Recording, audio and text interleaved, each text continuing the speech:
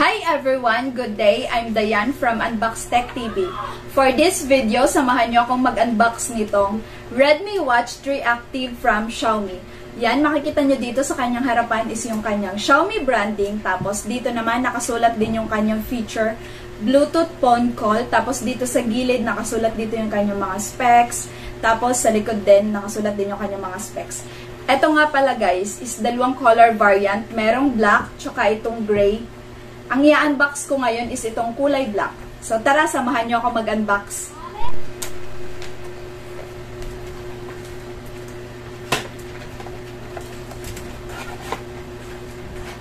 Wow. So ito na yung laman niya guys. Yan, makikita nyo dito yung kanyang user manual. Tapos yung kanyang magnetic charger. Ayan. Tapos yung kanyang smartwatch. Oh. Wow, ang ganda. Wow, ang ganda guys. So, tingnan niyo. Sobrang ganda. Tanggalin lang natin to. Oh, ganda. Ito nga pala guys, is 1.3 inch LCD display, up to 50 meter water resistance, classic rectangle shape case, metallic finish, middle frame. Supports Bluetooth phone call na din siya guys. Ayan, tapos wait. Ayan, ito yung kanyang harap, dito sa gilid, tapos dito sa likod. Ayan. Ayan guys, makikita nyo dito sa kanyang right side yung kanyang power button tsaka microphone. Ayan. Ito yung power button niya guys. Siya din yung nagsiserve as menu button sa mismong smartwatch. Para magamit mo siya guys, kailangan mo siyang i-connect sa Bluetooth sa cellphone mo. At kailangan mo ding mag-download ng Mi Fitness na app para magamit mo siya. Para makonect mo siya.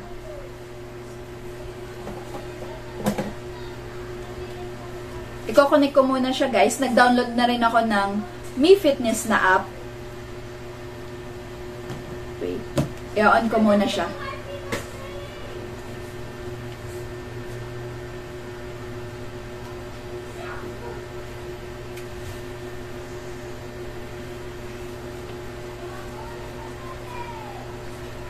Yan, may pipindutin lang kayo dito guys kung English ba or Italiano, ganyan.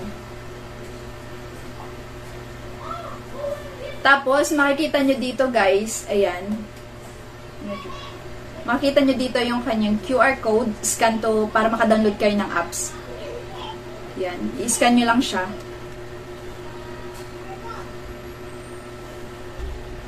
Kukunin ko muna siya guys.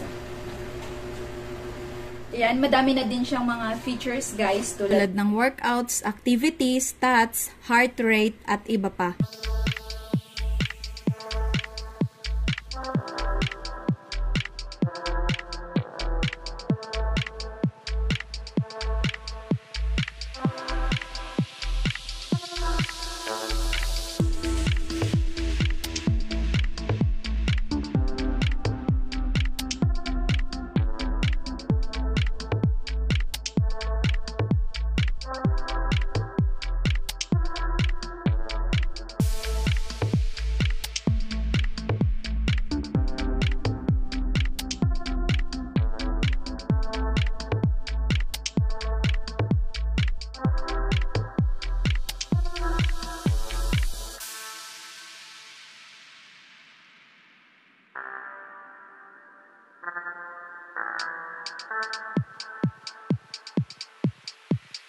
Pwede mo din palitan yung mga naka-display. Yan, punta ka lang sa Mi Fitness na apps. Pwede mo siyang palitan. Tatry ko na yung kanyang magnetic charger, guys.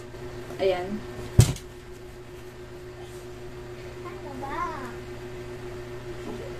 Ayan, nag-charge na siya. Kailangan, guys, maayos yung pagkalagay nyo. Kasi kung baliktad, hindi siya nagana. Ayan. Na-contra siya.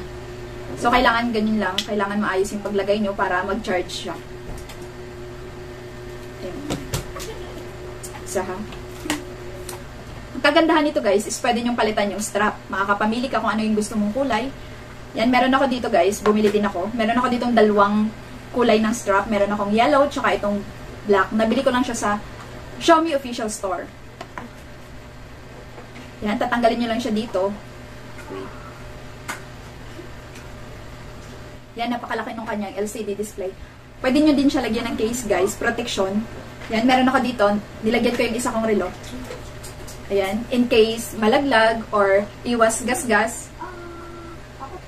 Ayan. Maganda din naman siyang tingnan, guys. Ayan.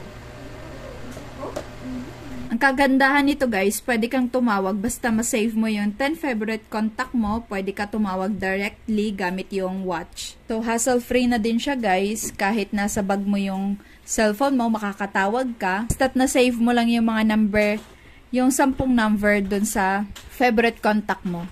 Hindi mo na kailangang kuhanin pa yung cellphone mo. Through watch, makakatawag ka na.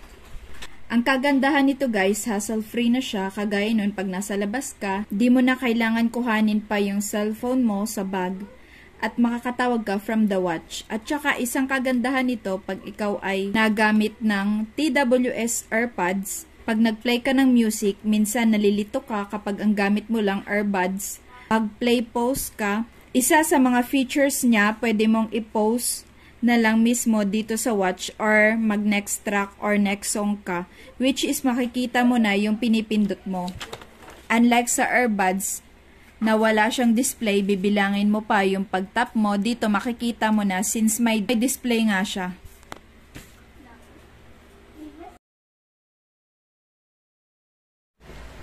Ang price nga pala nito, guys, is 1,999. Mas makakales ka pa pag sa online ka bibili kasi may mga voucher. Yan, mababawasan pa. So, that's all for today, guys. Thank you for watching. Don't forget to like, comment, subscribe, and hit the notification bell button for more updates. See you on my next video. Bye!